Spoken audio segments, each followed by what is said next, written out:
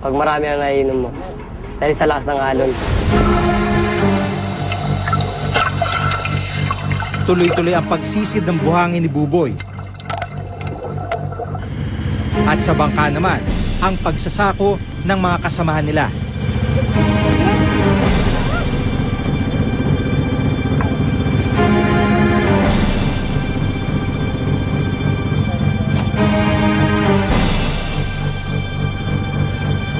Makalipas sa mahigit isang oras, bago lumakas ang alon, itinigil na nila ang sisid buhangin.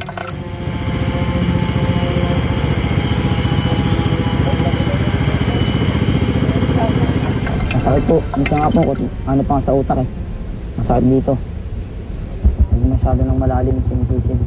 Maapektuhan ka lang po pag matagal mo na pong ginagawa eh. Kasi yung tatay ko po, nagkakasakit na po eh. Umuubo, tsaka dumudura na ng dugo. Hindi pa po, bata pa po ako eh.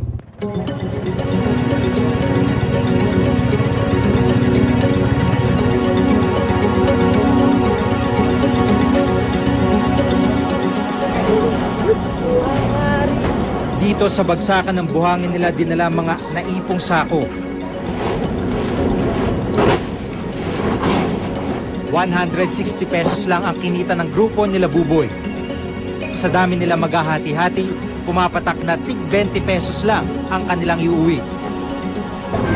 51 sako, 510.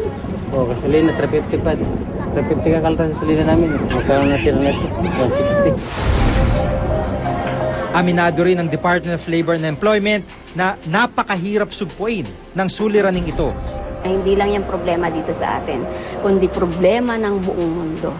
Ang unang rason talaga dyan, sa ayaw man natin sa hindi tanggapin, ay ang kahirapan. Mahigpit itong ipinagbabawal, pero marami pa rin nakalulusot na child laborers, edad 17 pababa, tulad ni Buboy at mga kaibigan niya. Mayroon tayong batas, yung Republic Act 9231.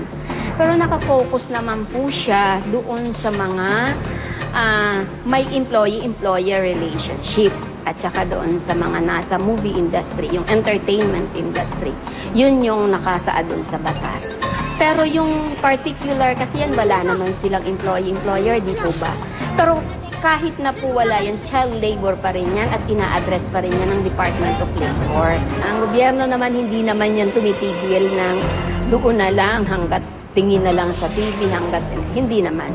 Talagang may mga collaborative action naman kami na ginagawa para naman talaga masugpo yan.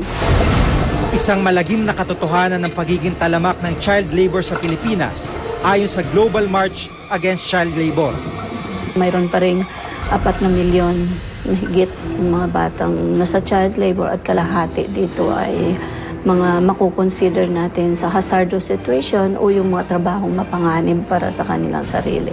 Yung batas na ito ay wala din siyang ipin para protektahan at ipaglaban yung mga karapatan ng mga bata na ito. At saka nagsisend din ito ng message na pwede lang matakbuhan, pwede lang malusutan ng mga abuser ng mga child laborer kahit mayroon na tayong batas. At habang nagtatrabaho sa halip na mag-aral ang ilang mga kabataan, lalong nalulugmok ang buhay nila sa kahirapan.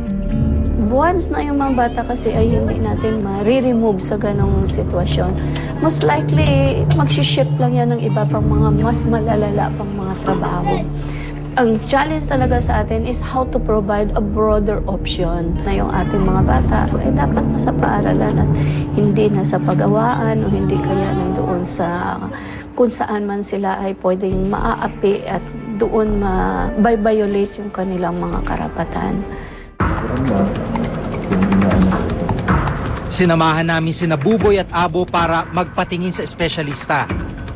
Ito po, naka-atras yung eardrum, no?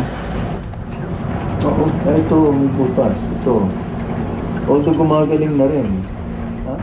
Increased pressure can cause perforation of eardrum. No? But I don't think in this case, hindi naman nangyayari yun.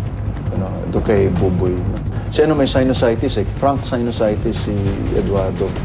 Si Buboy, hindi naman ganun kalala pa yung problem na sa ilong. No?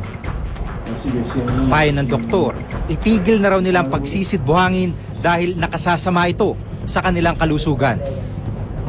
Pero para sa mga bata, matatagalan pa bago dumating ang araw na titigil sila sa pagsisid buhangin. Ganito na talaga eh. Hirap po sa buhay. Kaya yung mga naiisip ko na dapat ako yun na po na ano eh. May pangarap ka pa ba sa buhay mo? Opo, Ano? makapag-aral. Saka magkaroon ng magandang trabaho, hindi ganito po ang trabaho. Puro kayong ngak-ngak. Masakit din sa ina ni Buboy na tumigil ito sa pag-aaral para lang makatulong sa araw-araw nilang gastusin. Nitiis ko na lang. Wala akong magawa eh. Kung gustuhin ko man na tumulong sa asawa ko, paano na itong mga anak kong iba? Yan, minsan, nanahimik na lang ko, umiiyak na lang ako.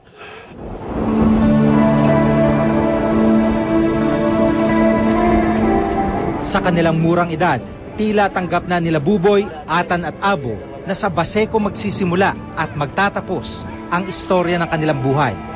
At ang mga pangarap na makakaaunsahan sa kahirapan ay mananatiling pangarap lang.